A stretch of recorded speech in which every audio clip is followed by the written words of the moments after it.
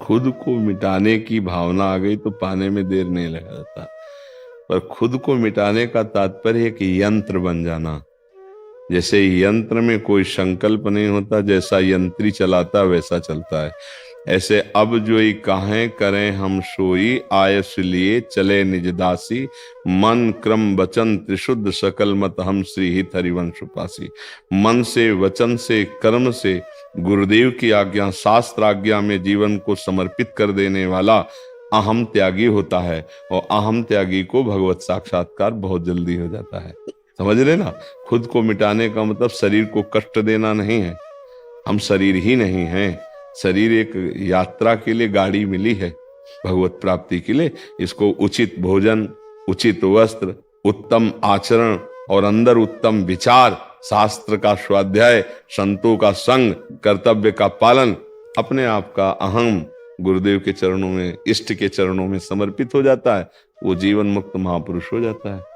नाम जप करो, संतों की आज्ञा में रहो। संतों की आज्ञा जो शास्त्र सम्मत हो, वो शास्त्र सम्मत ही संत आज्ञा मानी जाती है। शास्त्र सम्मत आज्ञा का पालन करो और अपने कर्तव्य में दृढ़ रहो। और कर्तव्य करते समय सोचो, भगवान के द्वारा दी हुई बुद्धि बल से भगवान की प्रसन्नता के लिए ये कार्य कर रहा हूं। मेरे में सामर्थ्य नहीं है, मेरे श्री भगवान अंदर बैठकर करवा रहे हैं। और उस कर्म को भगवान को समर्पित कर दो, बस हो गया, आम समर्पित हो जाएगा। ठीक है? हाँ, जो इन 5 बातों को जीवन में उतार लेता है उसका अहम समर्पित हो जाता है। वेदो नित्यम अधीयताम, शास्त्रों का रोज स्वाध्याय करना। संगा सत्सु विधीयताम, महापुरुषों का संग करना, संत महापुरुषों का संग करना। महावाक्यार्थस्य विचार्यताम, जो महापुरुषों ने वचन कहे उनका चिंतन करना, उनकी आज्ञा के अनुसार चलना। समझ रहे? और इसके बाद एकांते सुखमाश्यताम, एकांत में सुखासन में बैठ करके नाम मंत्र रूप जो ध्यान कर पाओ उसमें तन्मय होना।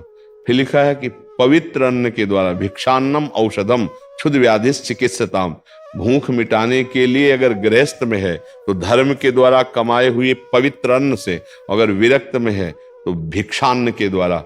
भिक्षा कई तरह की होती है हम अपने लोगों में, जैसे एक होती है मधुकरी भिक्षा, घर घर जाकर के 5 घरों से रोटी मांग के खाना।